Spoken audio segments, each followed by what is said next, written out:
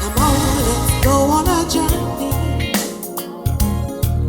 Sit back, buckle up, enjoy the ride with Crystal Petrie Consulting. So inspired. Hello, my name is Crystal Petrie. Thank you so much for tuning in to another episode of my podcast, 60 Minutes With. On today's episode, we are going to learn all about local politics. We're going to learn exactly what a mayor does and how they support you. And here to educate me and you, we have Port Arthur, Texas, Mayor Thurman Bartie. Thank you, Ms. Crystal. Thank you so much for agreeing to be on the podcast, Mayor. Thank you. Well, thank you for inviting me and feeling as though I have some information that would be good for you. Absolutely. You are my first mayor on my podcast, so I appreciate this so much. Historic position, okay, thank you. Yes, very much. Now, you are the mayor of Port Arthur, Texas. Explain to me, what does a mayor do? Well, there are different forms of government in the state of Texas. There are some forms of government, such as Houston, that has what is considered San Antonio, and several other cities, I think El Paso as well, what they call a strong mayor, okay? This is where the mayor is the administrator, as well as he is in charge of the day-to-day functionings of governance, municipal department heads, he's a supervisor, he's the head honcho. Okay, then there is, some folk call it weak mayor, but it doesn't mean that you're physically weak. It's, okay, what we have is called council manager form of government, where the mayor, in my instance, I am I'm the figurehead. Okay, I am the picture for my city. Okay, but also being the picture for your city, I am actually, like John man just told on the elevator, he calls me the CEO. Okay, I am the chieftain when it comes to the carrying on of duties representing the city of Port Arthur. And I also conduct the meetings. I am the chairman, if you will. That's why he calls me CEO. The chairman of the meetings that are structured for the city of Port Arthur, council meetings, okay? And even other type meetings if there would be a necessity for those. As far as the everyday functioning of the city, that duty goes to the individual we have who is considered to be the city manager. Okay. He manages the day-to-day functions of the city, whereas being a council manager form of government, or manager council form of government, whichever you choose, the council is actually the legislative body, if you will. Okay, we still have the three branches here in municipal government. The mayor is the top executive. That's why y'all would call me the CEO. Right. Okay, actually being sure that the carrying out and the functioning of the resolutions and ordinances that the council passes that says that this is how we are going to function are actually carried out by the city manager and passed down to department heads so that the city functions in an real orderly fashion. But as far as the differences between the mayor, it was a big money difference, in this form of government. You're not compensated for all of the services because they say that you're part-time or no time, whatever they want to say it. Yet all of the time, you are accessible to the people and to the citizens. Now, you're not compensated for it, right. But therefore, if you are involved in this, again, you have to have a love for people, a love for actually leadership, if you will, and that is the biggest part of being a mayor. Again, exerting and exemplifying leadership skills and qualities. Sometimes I might fall amiss. No one is perfect. I may make a mistake. Again, no one is perfect. I may say something that isn't as exact as some persons may think it should be. But again, I'm not perfect. I'm human. I am fallible, yet I am accessible, and I actually involve myself to the extent that I think I'm effective. Okay, you know, poor dog doesn't wag his own tail. Right. Okay? And what I've learned now, you work with the council. Sometimes you can have a council that is amenable and agreeable, and sometimes you can have a council that is belligerent and filled with bigotry. You know, so no matter what it is, you have to function. You know, and that's what I've learned in these years that I've been here, that, you know, it's not so much as to what others think or say and how they actually conduct themselves. It's basically what transformative or what actually, I guess, a characteristic that you would want to, or you would want your character to exude and to send out and send the message. And no matter what form of government you're in the state of Texas, if you are a good leader, then you're going to actually exert and exemplify good leadership skills. What are some leadership qualities that you feel are needed to be a successful mayor? Well, first, and I'm glad you asked, okay, you know, after having been a mayor, I'm getting ready to term out, so I can actually think about how I thought and felt the very first day I got here, as to opposed to this day. Okay, one of the great qualities is you have to be a man or a woman of conviction. And that would mean that if this is what you feel and believe, you can't waver. Even in instances as even on yesterday, that was a vote taken. And I was on the side that was not successful. Okay. Yet I know the conviction that I have and the reason I voted the way I did vote, because I understand that in the future, what this city needs. You see, you become privy in this office to a lot of information that sometimes the council doesn't get. For sure, the citizens all don't get. But you are here and you understand and know what is transpiring.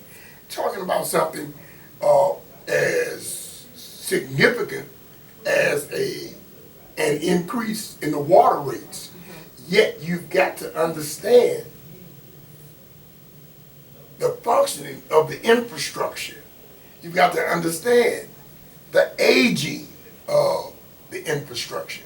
You have also got to understand that there was some practices, God forbid, of being derelict in being sure that this infrastructure functioned properly in years past. I wasn't here. Right. But then, you inherit circumstances in government, really in life, but in government. You inherit situations. You know, you inherit positionings of different individuals. Yet, you've got to be able to stand for what you know is right, even with all the individuals. They'll tell you how wrong you are and how they won't vote for you. Well, you just don't vote for me again. But if God lets us all live long enough, you're going to see what I'm talking about. If we don't correct this problem now or begin correcting the problem that has been neglected for the past 20 years, in 10 more years, it's going to raise its ugly face. Folk will begin to suffer because politicians, and some folks say that they're opinion are politicians. I don't know why they're here, because it's politics. Yes, absolutely. Right, okay, politicians decided to make a decision based upon what they felt the masses wanted, Yet they did not try to do what I just said at the onset. Gather the information that's needed as to why this has to happen. Gather the information that's needed that you know how old this infrastructure is. Gather the information that what are the probabilities and possibilities of something going amok in the very near future if we don't correct it now.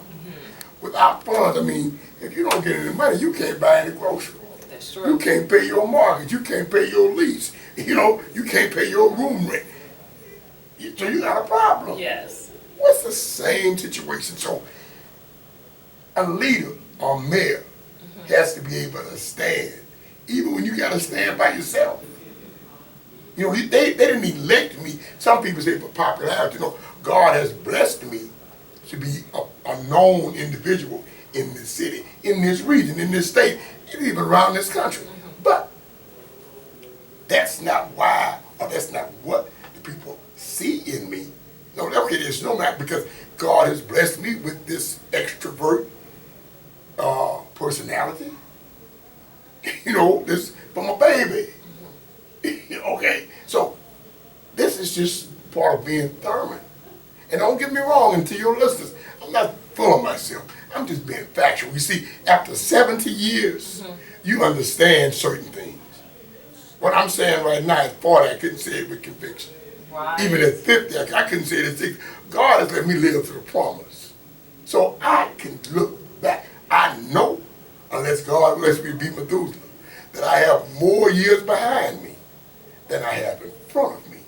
So why would I want to succumb to some extrinsic pressures that I know are wrong, because I've lived long enough to understand and know that what somebody's telling me, we're not going to vote for you because you voted for an increase. I voted for an increase to help you and your grandbabies and your great-grandbabies that you don't know. Now, one of the things you also stated was you have to be accessible to the people here in Port Arthur, Texas. Is that a challenge? Or is Very that much. Mm-hmm. If I go to Walmart or the H-E-B or the Kroger or to the 7-Eleven, I'm going to get what I want and leave. But I don't belong to me. If I want to just belong to me, I wouldn't be in public office. And for sure, I wouldn't be in municipal government. This is the only branch or tier in the governmental structure in our country to where I'm right here with you. You can't call a state representative's office. You probably can't call a congressman's office and make it happen that fast. True. Now I can't tell you, I don't want to say you can't call them. You can call. But the sit-down meetings, the on-the-phone conversations would take a while. Right. But when you're in municipal government, you with the people, you right here, they tell me in church, when you gonna fix my street? I was spoke at a school Monday over at Bob Hope High School. The students, when I said, what you all gonna talk about? Little girls, I got potholes on my street. And I said, if I got potholes on my street too. I said, but I'm gonna teach you something. The mayor has nothing to do with the potholes. The mayor has nothing to do No, with not the in potholes. Port Arthur. Okay. Now, if I was mayor in Houston, it would be different.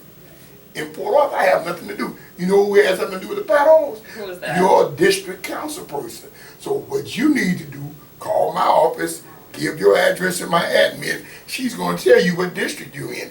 That individual is who you should speak with.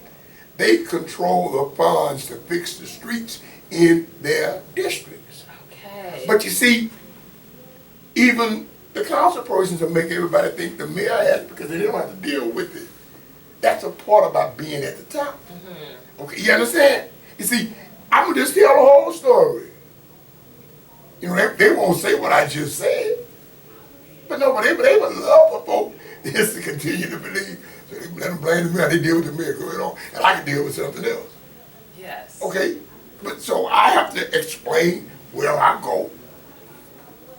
No ma'am, no sir. It's who you speak with. Now, once you approach the council persons about it, then they're going to consider it.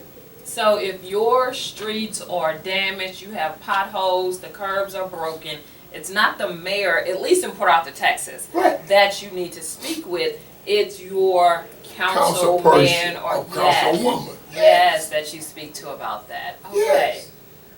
Okay. You know, and all of these things you see, but again, and I guess I've answered the question. Really, I've just gone on. You know. No, please. Now, well, I'm a poli science major. My undergraduate degree is in political science. I like the drama. I like the dramas of politics. I like delving into ideologies. I like even I hate to say it like this because I don't want to misconstrue what I'm saying, but conversations that actually folk may consider to be controversial, yet I consider those to be an exercise in dialogue. Okay. Okay. Now, you stated that you are about to term out as mayor. How many terms, how many years have you served as mayor? I'm in the 50th, I'm going to my 60th, really 6 years.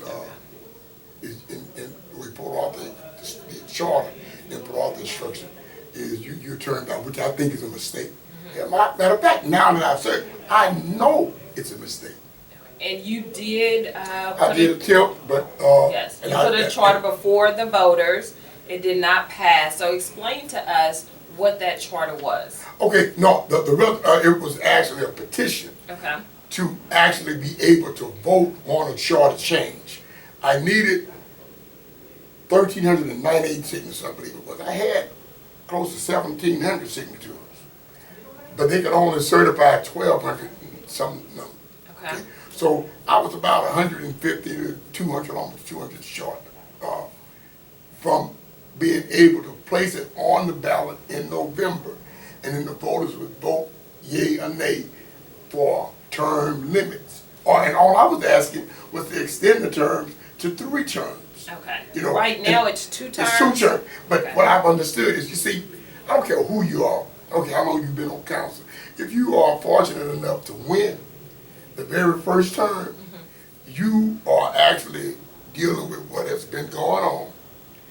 And you're learning now to be mayor. See, if you had been a council person before, being a mayor is a whole different animal. I mean, a whole different animal, okay? So, it would be 12 to 18 months before you can really understand what you've gotten yourself into. You know, man, what is this I've got myself into? Okay, and then those next, if it's like that, next 18 months, you now trying to set some practices into motion to actually identify your administration. Okay, it takes that amount of time. By then, you are involved in trying to run for re-election. Okay? And how long is each term? 3 years. 3 years. Yeah. So, Okay. you know, those last 18 months, you're really running for re-election. I'm just telling you, a lot of folks don't like me because I tell the truth. I appreciate it. Okay? I appreciate can't it. make it pretty. I can only be factual. Okay? So, then you are running for re-election. So, you are not at that point as persistent, you're not as dogmatic, you're not as strong as you would be on certain issues because you want to be re-elected. It's politics. And you want to please some voters, and you don't want to anger any voters now because you're getting too close to when they're going to have to vote. 2 years out, you can worry about it. You know, but if it's less than 12 months for sure, no, you gonna walk on eggshells. I'm just telling you the truth. Yes. Then you have to, because and folks are going to challenge you. Somebody's coming to challenge you. Yes. Okay? So now you have to work through that challenge. You have to work through all of that. If it was like mine, you have to work through that, and you got to work through a runoff. So you're looking at now from 5 to 6 months of this last 18. That's why I'm just saying about it. You're in a campaign mode. You are really not doing what a man says right here. A man never says marrying. You're not really marrying. You are carrying on the functions of carrying on the meetings, making sure certain things happen. But you are trying to keep the job. Okay, so your approach is different. Now, if you're successful like me and you get reelected, now you really understand how to do this job. So Because you're saying by the second term, it's when you begin, she's focused out and served on council this many years. No, you're not going to hit the ground running. No, you might, but you're going to be running in the wrong direction. Because when you come through that door in this position, sit at that desk, it changes. Trust me, it changes. Now, in the second term, now you can begin to actually put a signature on your administration. Things that you actually support, ideas and ideologies that you enhance or embrace, rather, that's what I want, that you embrace, you can now begin to articulate those to the council. If it's a council like I have at this point, I have to just tell the truth. 9 times out of 10, if they know I support it, they just automatically are not for it. why do you feel But like that it's human nature. Okay. The larger percent of African American mayors around this country who have the same situation that I have, where you have an African American council or majority African American council, you are catching holy hell. See, I wouldn't think that. No, I wouldn't either. Yes. But I'm telling you what God loves, the truth. Many people don't like me because I'm going to tell the truth. If I go to hell, it ain't going to be for lying. Okay? Yeah. Won't be for that. But that goes back to what you said, having to be a people person. That's what you have to be. And you see, and that's what I was talking about, where you have to be able to stand on your convictions. Yes. Even when all else fails, when the person that you're serving with will act as though you are incompetent, that you are illicit, you are the worst thing since, pig juice, I don't know what. But if I'm sure about who I am, I don't care what you say about me. I'm confident. At first, I'm a child of God. I'm confident of that. I don't care if you see me drunk, acting crazy, or whatever. You understand? Not that you're going to see me that way. Right. But I'm just using it because that's the first thing they say, or he ain't this or she. No, that's your perception. That's your judgment. You don't even know the word because you judge not, that you might not be judged. You see? Yes. But that's why it's politics. That's why I cringe when a person says, no, I'm a public servant. Man, if you're a public servant and you running for office, you're a politician. Oh, absolutely. But no, they say that, and a group of people who are listed, who don't understand it. I just told you, I'm professionally a politician. I have a degree from a very accredited university, Lamar University, Yes. that says this. That's an undergraduate degree. That terminal degree is too. Okay, but what you find out is more people buy into the lesser of knowledge. You know what I'm saying? Because it's easier to understand and comprehend. Okay, and because of that, we have what we have in this society. But again, and that's why in your second term, you become confident of yourself. Now, when you're in the second term like I am, and you're term limited, that's why I began the petition, because now I really understand the job. I really know how to do the job. You see, every time you bring a new mayor in, I don't care who they are, investors, or developers, people who will come to your city with funds to make your city better, they first have to learn the person who comes in. Right. If you're changing this person every 2 or 3 years, you're missing out on a whole lot. So is that one of the reasons, and you can explain why you wanted to That's why, increase because the I term have, limit? God has blessed me to have networked around this country, around this state, with individuals who actually hold the key to some form of prominence for our city. And I wanted to be sure that I would be able to get everything for my city that I possibly can. So I wanted to remain, to remain here. Okay, but also in that whole process, I prayed to God for God to let His will be done. And do you feel like His will was And done? I trust Him enough. Me and God fall out every day. Okay. Okay. We fell out about that for about 2 minutes. And then I said, okay, God, well, now you teach me to accept your will, because you know that's not what I was really praying for. So, once it didn't happen, a lot of people say, what's your recourse? Well, you're not going to make them do it. No. Amen. If somebody cheated on it, God can handle them. Right. He's going to handle them. That's my faith level. That's my trust level. No, He's showing me now I need to pray to accept what He's allowed to be. Help me to accept what you have allowed. He knows me. He knows that's not what I want. And the charter would have not only increased your term limit, it would have increased others' Everybody. term. Yes. But guess what? You have no assistance from other individuals who would benefit from what I was trying to do.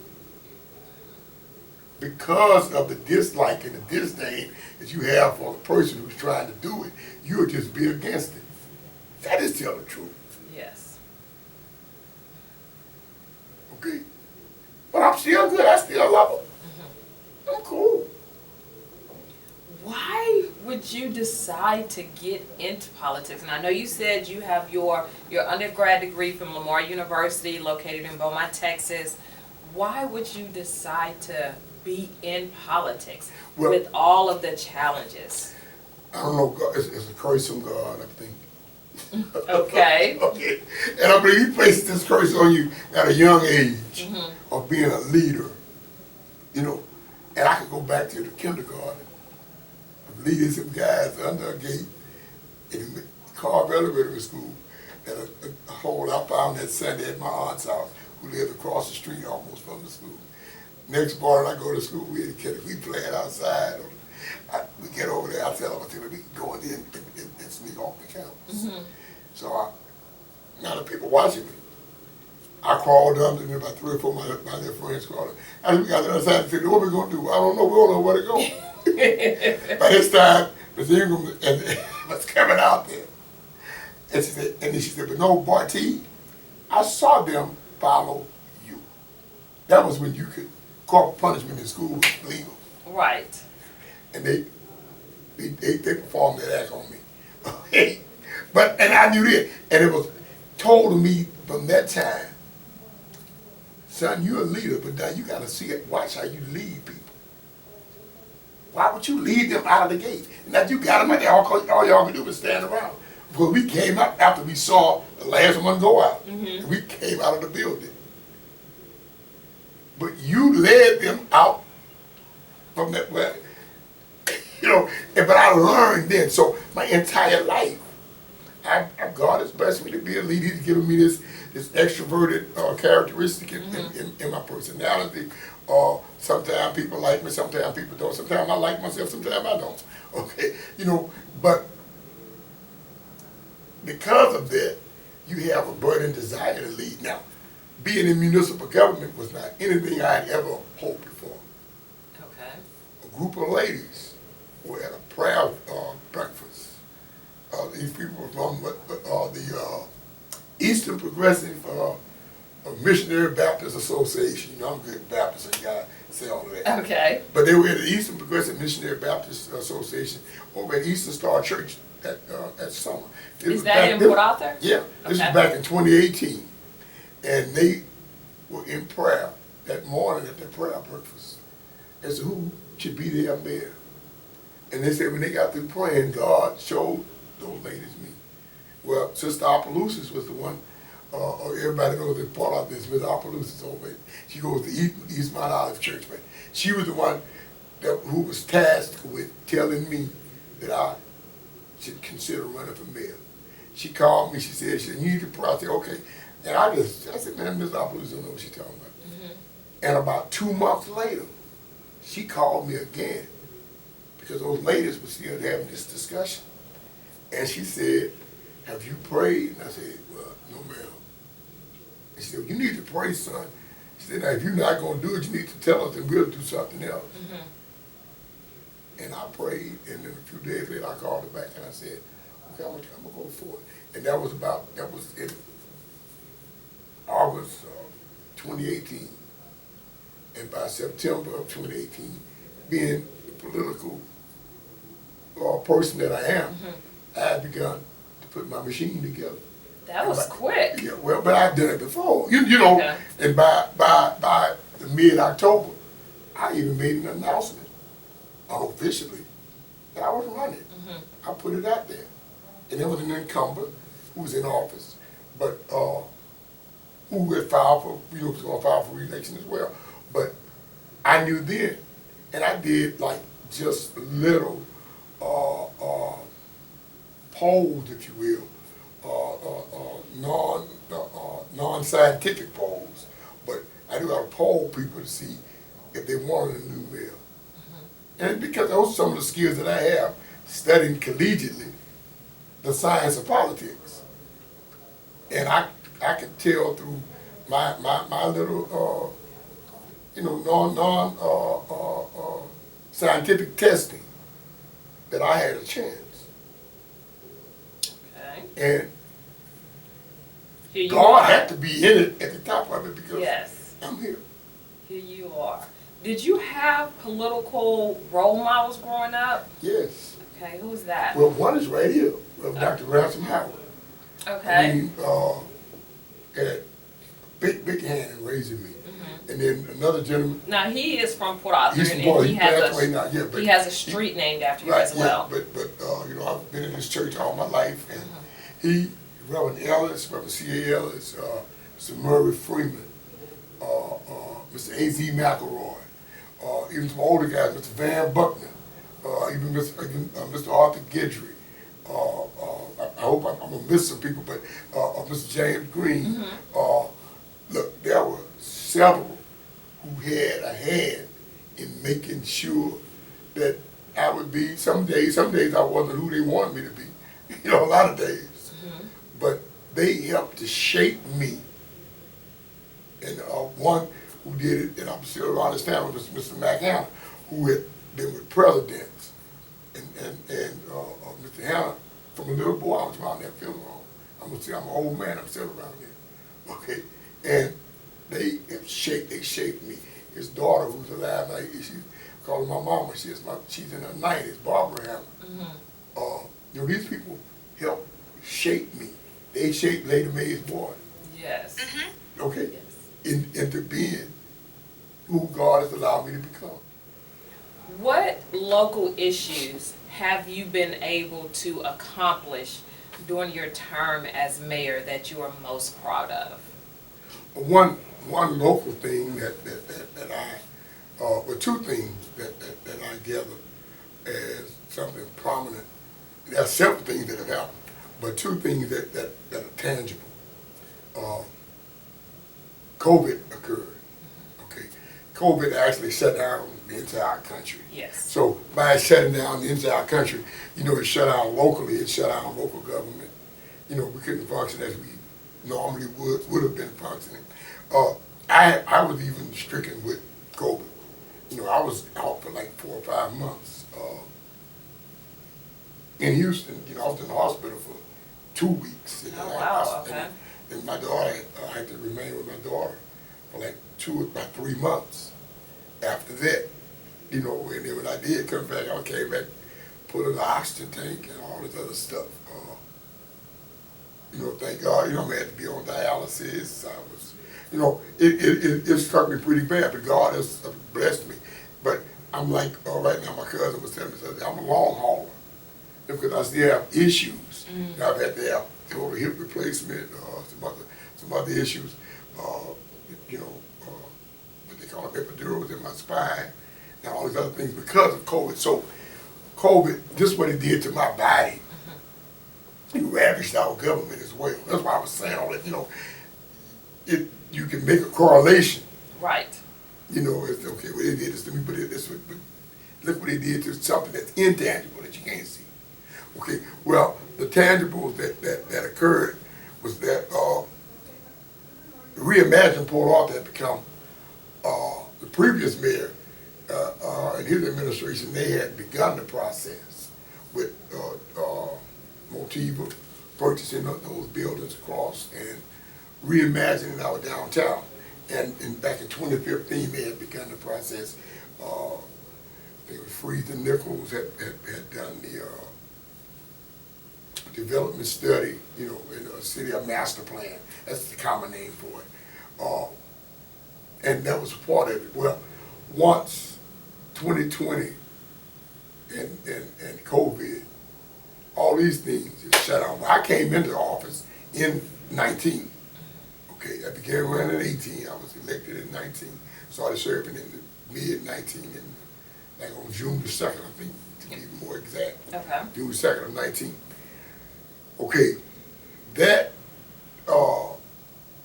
actually from that time on up until in 20, I think it was 20. Yeah, because we were in COVID era for almost a year. So it was 20 until 21. Well, when everything shut down about in 20, you know, we were really getting ready to boom up here, you know. And then all of a sudden, everything just ceased. And it had to cease because Motiva, for one, it was their money. And they were then putting their resources in another area and not here. I immediately began to work with my city manager and with the high-ups in Motiva. I was able, from our negotiations, we were meeting every 2 or 3 weeks. After about 2 or 3 months of negotiating and talking, I was able to get a meeting in Houston at their corporate headquarters, which is Aramco. Because Aramco is actually a parent company. Right. And at their office, which happens to be right across the street from my youngest son's office on Dallas. I didn't even know all of this. Okay, but he was, you know, I was right across the street. And there on whatever, 20th, 30th floor or something. And I was able to get a meeting there with the CEO. The significance of that meeting was the fact no mayor in the history of the city of Port Arthur had ever gone to the corporate office, even when it was Texaco. Okay, and they had no record. So they were like, in a sense, praising me because I was kind of adamant about the meeting because they kept sending lieutenants here. I used to speak with the general. You know, when we sit in the conference room, we're talking about a concept. Okay, well, you can't just give me an answer. You got to take it back. Right. Even though he has to take it to the board, but I feel more confident with him taking it to the board than you taking it to him, watering it down, and he gets it, waters it down. Well, yes. You're okay. That movement. Well, I learned that from Mr. Hammond. You know, that's what you're talking about, you know, who had influence on my life. Back then, I had that influence on my life in negotiating and talking with you. Going to the highest source that you can go. You know, you can start low, that's okay, but you ain't gonna get nothing done. You know. Now, you might have to talk to the janitor to get in the building. But he can tell you what floor the big man is on. Yes. That's all I need from you, brother. Thank you. Punch that elevator, you unlock it so I can get up there. And that's what you need to do. Well, anyway, I was able to have this meeting. Once we had the meeting, we were able to actually, I guess, negotiate or speak. And I brought my city manager and assistant city manager. And because I learned from Mr. Hannah and I learned from Real. When you go to these type of meetings, don't go by yourself. You need witnesses. Yes. And you bring folk who believe like you believe, or who are with you in your sojourn for wherever you're headed.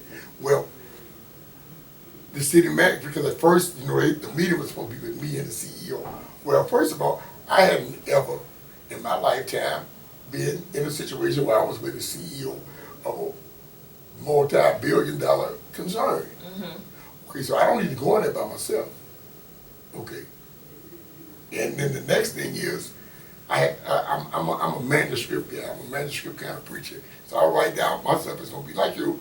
I'm following a script that I have created. Okay. That's the difference. Nobody creates it for me, and everybody around here knows that I create my own. Now I will ask you for your input, but we are not going to deviate that far from what I originally give you. Not meaning that I don't value what you're saying, but no, I'm going to set the tone. Okay. And you will help me sharpen the tone, and make sure we stay in tune. Okay, and that's just how I like to function. Well, anyway, we were able to do that, have that meeting, and we were able to come from that meeting with objectives that we would work on. One of the objectives, it took me a long time to get it for you, but I'm giving you I'm giving you all the backstory. I appreciate it, yes. Giving you all the backstory. Yes. That I am proud of, and it's a tangible, during my administration, was the return of the work that is going on right now in those buildings, to be sure that what we had in 2018 come up with prior to my getting here, yes, has been revitalized. It has been rebirthed. Okay, I mean, nobody has to give me credit for it, but I know it happened. Yes. And I know how it happened. Yes. Because it could have been something. Those people got billions of dollars. They could have paid for that stuff, bought that, went on about their business, and just left it blighted. It's a tax write-off for them. Yes. They'll pay the taxes to the city and everything, but unoccupied is going to be a small amount of tax. You redevelop, re-gentrify, redo those buildings, and then have occupancy in those buildings. The possibility of tax revenue becomes greater. Okay, that's one thing. The next thing is, we want to, all those terms I just used, we're trying to redevelop downtown. If you're going to follow the 2015 master plan that I just spoke of, you have got to make the thoroughfare getting here look like you're coming here. Okay? I spoke with the city manager during our quasquicentennial, our 125th, I can say that word now. Okay, doing our quasquicentennial in 2023. And I thank God I did. I birthed the idea of, hey man, let's make Woolworth look real pristine.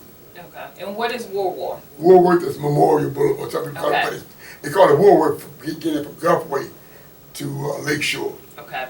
Okay, and the city manager was, I was right on point because he had an idea of, we wanted to make Woolworth look good. And I was really thinking 2 blocks from Proctor to right there to Lakeshore, and just do some real pretty things. He said, man, that's good. He said, but, man, let's think about doing it all the way to Gulfway. He said, and I said, well, man, that's what I would like. I said, but you think we can get that passed? He said, well, we're going to work on it. And we began to work on it. We even found the funds to be able to do it. Okay. Now, again, I have opposition from the council, the city council that's there now. But they don't have, see, it's just like who fixes the streets. I'm the mayor of the whole city. Okay? Now, you want to call me a weak mayor, but isn't it getting done right now? It's getting done. You see, that's why you have to be, everything I'm telling you, I can go back to it when we began the interview. You see, you have to be persistent. You have to be dogmatic. You got to stand up for what you believe. Yes. No matter how unpopular it might seem with people or with individuals who, for whatever reason, will tag that as an unpopular choice. They've even tried to tag it as illegal. Getting the Getting the streets done was like I or the city manager had done something illegal. When you serve with individuals who will make such statements, are you dealing with a unified body? No. So the city of Port Arthur, I'm going off on a whole nother tangent. Until we get folk up here who can function in unification, who can function without being petty, who can function without even being racist. Because I've seen all of that out of this council. For the betterment of this community, then Port Arthur is going to thrive.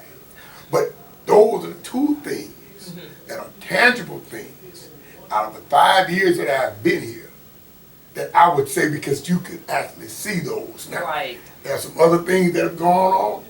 You know, hey, well, one good thing, we've, during my tenure, and since they want to say, well, mayor's in charge of streets, during my tenure, they've fixed more mileage of streets or more miles of streets than under any other mayor in modern history.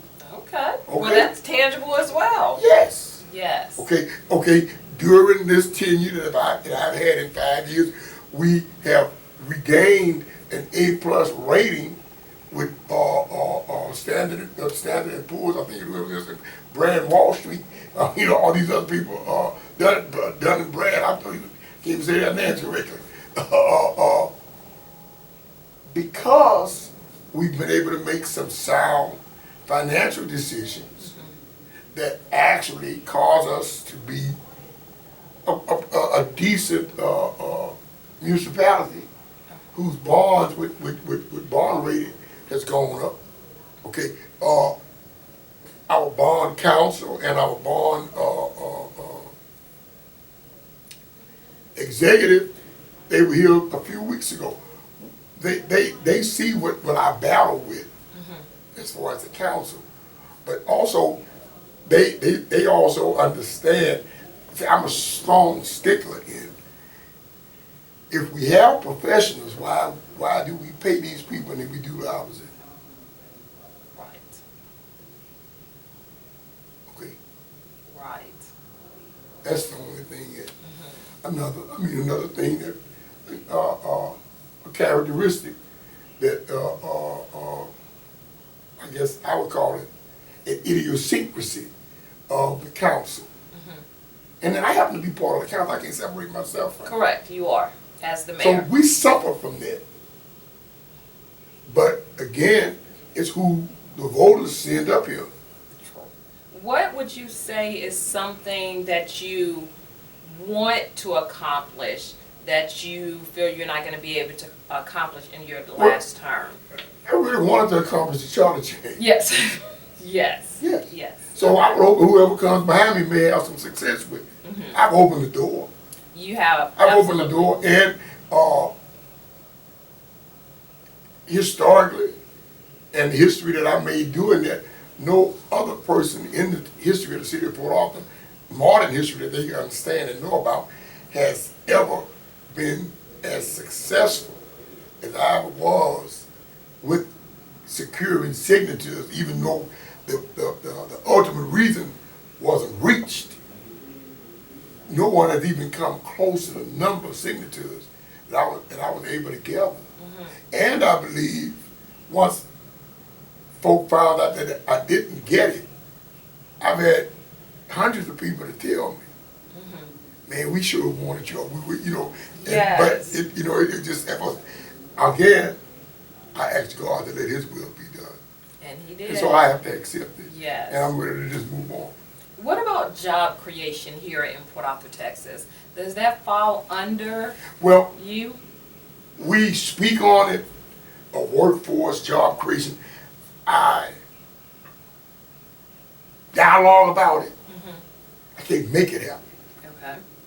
Can't make it happen because you have private entities that make these decisions. Now, some will tell you they have IDAs, these industrial agreements with these various entities around town, who are here, and some, when they don't reach the numbers that they're supposed to as far as hiring. They pay a price to the city.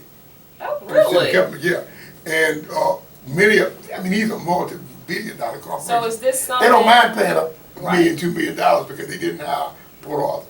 Right. They made $7.8 billion. Is that something like that they have to put into contract? Yes, That yes. will hire a certain amount of Port Arthur? And we have some people like this, but they like, you know, we are term heavy here, so you have to make sure you say the right term. We have a gentleman who's on staff in Huey, and he is like what we would call the compliance officer. He's a person in the legal department who checks the numbers, checks the data to be sure that what they should be doing, they are doing, and when they are not, when they don't reach that, then he passes on the information to his superior, who is the city attorney, who in turn passes it on to the council. That, okay, you know, XYZ did not do this, so they have been charged this, their tax bill goes up to this amount. And we've seen some success in the general fund from non-compliance, but the downside of that is that you still have citizens in Port Arthur who are not able to get jobs. Now, what I found out, which is I'm an old dude now, when I was young, I would probably be as dogmatic and persistent as maybe some of those youngsters are. But putting people on blast and floor showing and high-siding folk for not doing what they were supposed to be doing. Doesn't work. Well, they call you in my office. We sit down, we close the door, I can blast you to death. I can run upside of you one way and slide down the next side and then kick back. But you know what I'm talking about. I don't have to have everybody, oh yeah, he's holding on. So when I do you that out in the public, then you might have a public to show me that you don't have to do what I ask. True. True. Okay? Everyone has a public. So you come into a nice, quiet, unbiased environment. State your reasons for having them here. You know, and I'm not going to even call them your discrepancies or no, I just said your reasons for having them here. Because if you see, the more positive you remain, the more positive the results are going to be. But that's taken me 70 years to get there, and I was in a slow class.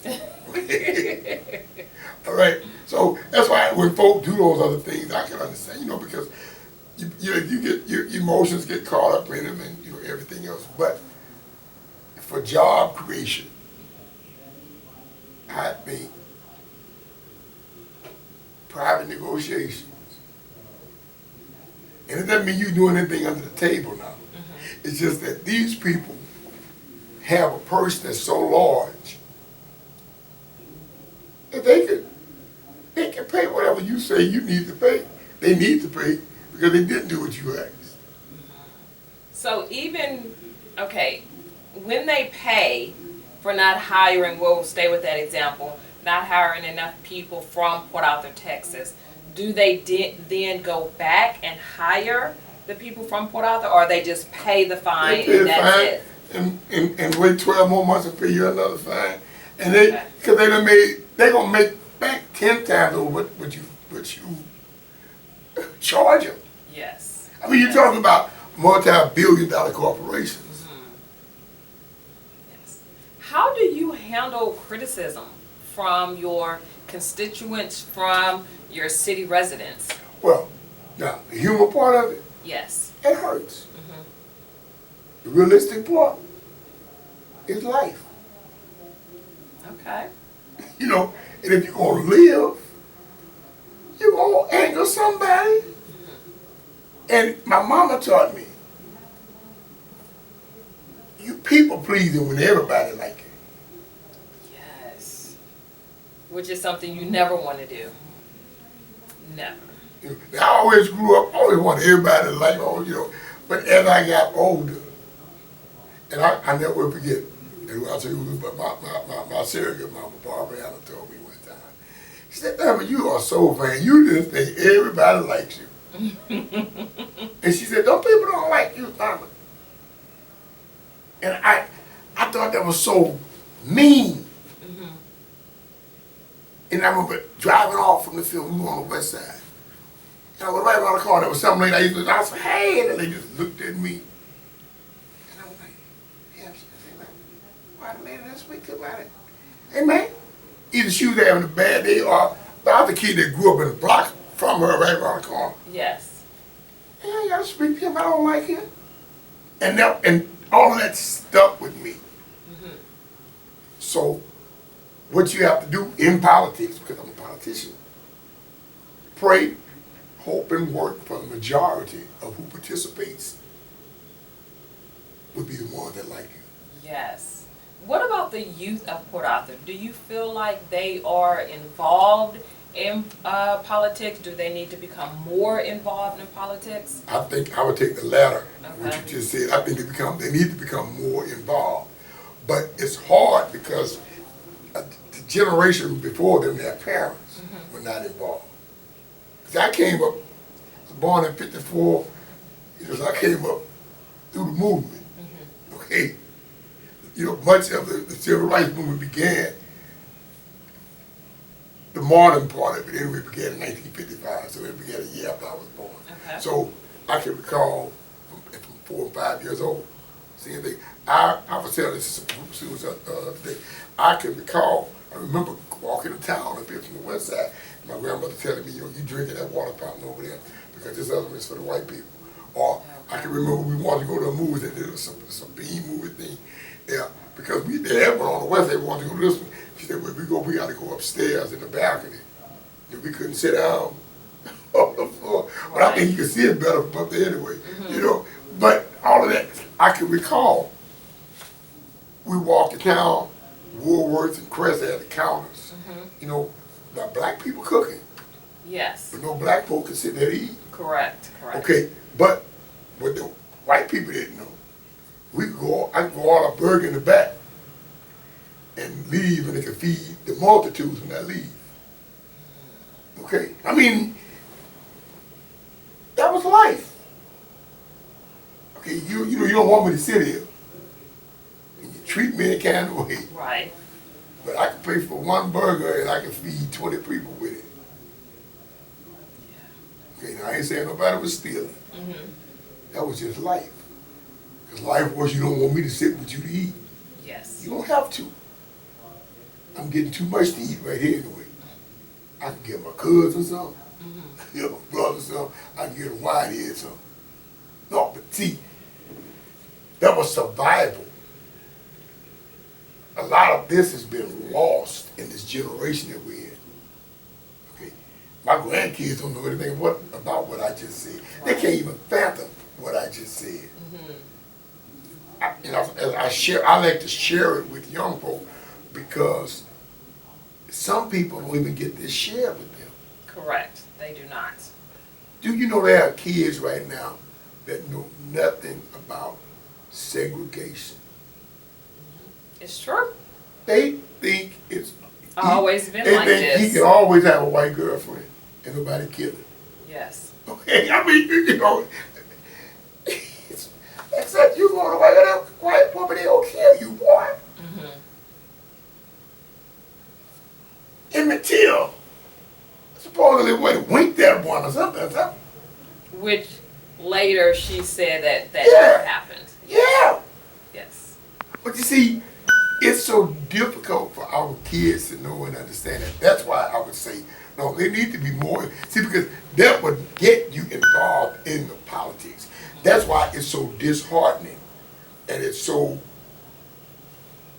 I guess, unimaginable for me to tell you what I just told you earlier, that around this country, mayors who look like me, who have councils like mine, have the same hell that I have. Yes. Yeah. And I wouldn't think it. As I stated earlier when you said that, I would not have thought that was the No. case. But I'm living it, so I know what I'm talking Yes, absolutely. You are getting ready to term out as mayor. What are your future endeavors? Are you going to stay in politics? Have you thought that far yet? about. Not really. Okay. Not really. You know, I wouldn't discount or dispel it, so to speak. But I haven't thought about exactly what. You know, I don't know what a 70-year-old might want to do. You know, Yeah. I want to chill for a minute. I'm sure. Take You a know, break. Yeah. Take a break. You know, but I've lived my life. I mean, I was blessed. I was the first African American justice of the peace here. I did not know that. back- In Port Arthur, Texas? Yeah, in 1994, Okay. really 30 years ago. You know, Wasn't that far ago? Yeah, and so I've been in public life for the past 30 years, but prior to that, I was, I guess, like old folks said, I was in the dressing room, being prepared by those gentlemen Yes. and the ladies that I talked about earlier. Yes. So what would you like for your legacy to be? You've been in public office over 30 years, as you just stated. What would you like for your legacy to Well, be? right now, there are some things that I'm trying to begin to initiate, and praying that God would allow them to come to fruition or begin the process of becoming into fruition before I leave office, that would leave a footprint that this did occur under Mayor Bartie's administration. Okay. I think the advantage that I have over some certain individuals who were before me, I know that I'm leaving. If you are defeated by and then a person you didn't come, but then you didn't know you were basically leaving. So that's a shock. I could imagine that's traumatic. And then if you are leaving, but I don't know, you just don't think you're leaving. Okay, and so you do nothing to really bring on what would be something for your legacy. Right. God has blessed me, and being an astute political scientist, I know that I'm a lame duck, but I'm a lame duck not in the sense of, it's the connotation. And Right, you have right. to have a political or ideological position in order to understand the term in the proper way. Being a lame duck gives me some strengths It in a lot of does. areas. Okay, see, a person who's looking at a lame duck is just like, okay, well, yeah, I mean, you can't do nothing. And you just can't- riding out your time. Yeah, no. Lame duck is just a term. I can't even tell you how it originated. I could probably go back at home and look at some of my stuff and find it, but it is an advantage, and that's what I just said. I'm able to do things that I know because I guess it's all like knowing your death that you'll know to go ahead and serve God. Okay, Yes. yeah. Get your house cleaned up, Yeah, say get the your house and all. goodbyes. Yeah. Yes. And yes. so with where I am now with this is why I'm doing it. Okay. What advice would you give to the next mayor coming in? Work for unity. Work for unity. It's not impossible. It is a task, if you will. Very difficult task. Sometimes seemingly impossible task. I mean, I still work for unity now. Yesterday, after some bickering and other dialogue and other discussions, I had to hear everything and to say, y'all know we really come to compromise. Now, are you referring to the council, other Yeah. council members? Yeah. Okay. Yeah, and they had to say, that is true. They had to look and think over it again. Yeah, because just because we've had like my mom would call it crosswords, if you will, or some discussion, that could have been heated or not agreeable opinions, yet we can leave now knowing that we have reached the happy medium. Right. And being a leader, you've always got to work at that. And it's not like you're losing ground, or you're not punked out. Right. You're just being intelligent. And understanding the bigger goal. And again, that's also a part of your legacy. It is. You see? I see how that comes back. Yeah. Because what has to happen when I take you back to this, you're going to see. And I talk about the infrastructure and all the other things. Now, hey, okay, let's find a way to do it. Everybody has expressed how they feel, what they're scared of, what you thinking. Now, okay, we've heard all of that. Now, for next week, let's find a way to do it. If you got to cut some people over here, slice somebody over there, I don't have anything to do with that. But for this, we need to do this because this is more important. Right. We'll have a few more questions for you, Mayor Bartie, before we say our goodbyes. What have you had to learn and unlearn about yourself as the mayor of Port Arthur, Texas? Well, first I had to learn that, I was in judiciary, when I was elected justice of the peace. So I could make a ruling on anything, and if you didn't like it, you could just appeal it. And I didn't have to go ask anybody if they thought about it, what you think about it, what you think. I'm listening to some facts, and from those facts, unless it was something that I had no discretion in, I based my decision upon the facts that were given. If it was a non-discretionary, and it was just stated, would say, man, I know what you're saying, but the law says if you do this, I shall do this. Yes. I must do this. So, and that was it. In municipal government, see, that's the judicial branch.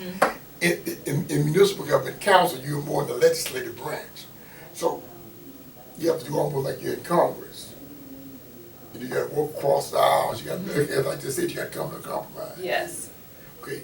You don't win, I don't win, And then at the end of the day, the people that you call yourself represent, because you have been the victor on this concept, the people are still losing because what has to happen is still not happening. And you know that has to happen. Yes. But if you feel confident on knowing that you voted against something for popularity with them, and in the long run, they are hurt by it, you didn't help them anyway. So you have to put all of that aside. So I've learned that even with that, I have got to try to work to bring the body together to get done what I was trying to get done from the onset. Again, as I told you, if they notice what I'm doing, he'll be against it. I hope they don't see this. Okay? No, really, I'm telling you. Yes. So, like you talking about some of the things that I've learned for myself, I've learned that because I didn't have to do that in my other government office. Right. Okay? So I've learned that one, and I thank God to be able to exercise that. Okay, and even on the municipal level, you do have the three branches. They are just formulated, and their functioning is on a different level than it is on the state, county level, and the state level, and the federal level. But you still have, the judicial, right, the legislative and the executive. It's still right here. Yes. Even though I have one person who told me, and some others, that wasn't so. But God had to quicken me to let me know He had blessed me to understand this concept in a way that these other individuals didn't. Okay. And it's just like a trained mind. I can't discuss chemical physics with you. I can't. I might be able to discuss a little organic chemistry, a little organic biology, but not very much. Okay. Or I might be able to discuss a little anatomy and pathology and physiology. I have a little knowledge of those, but not to the extent that a physician would have. So when the physician is talking, he has to talk where I am, or if he talks above me, he just talking, but he can't say, I can't say he didn't say it, just that I had no comprehension. Exactly. Well, when I made that statement to this group, and they said that, no, I was wrong, I was blessed to have the Spirit of God with me at that time, and to say, you have got to be glad and happy that I've let you understand it at a level that these others can't comprehend. Yeah. And so sometimes instead of getting angry with people, again, it's almost like my grandmother would say, you gotta feel sorry for them because they just don't know. My final question for you, Mayor Bartie, as you are getting ready to leave the office of Mayor of Port Arthur, Texas, what would be the last final words that you would like to say to all the residents of Port Arthur? I thank each of them for the opportunity to serve as their mayor. Whether they supported me or didn't support me, I'm still your mayor. And that is a task that is something that I don't take lightly. And I thank God more than anything, and most of all, for allowing me this opportunity in my life to be the mayor of the city of Port Arthur for the years that he has allowed me to be there. And I would hope that it's something that I did, big or small, that had some type of positive effect upon their well-being, that their quality of life had even gotten just a little better because of my tenure.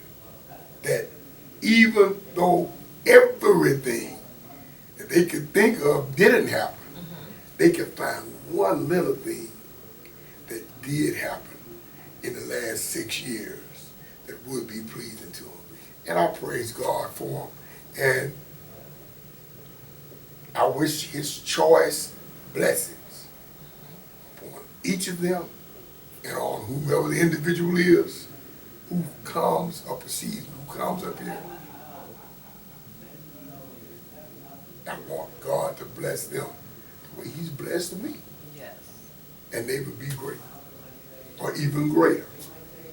Well, thank you so much, Mayor, for sitting down with me, accepting my invitation to be on my podcast. I really, really appreciate it. Well, I appreciate you having me. Absolutely. And good luck to you. After your mayorship ends, I'm sure it's just the beginning. Well, I'm on for the ride. Yes. Yes. Yes. And thank you so much for tuning in and watching. You can get Mayor Bartie's podcast on YouTube Podcasts and Apple Podcasts, along with all of my other interviews. And remember, you always have time to listen and learn on the go. Come on, let's go on a journey. Sit back, buckle up, enjoy the ride with Chris.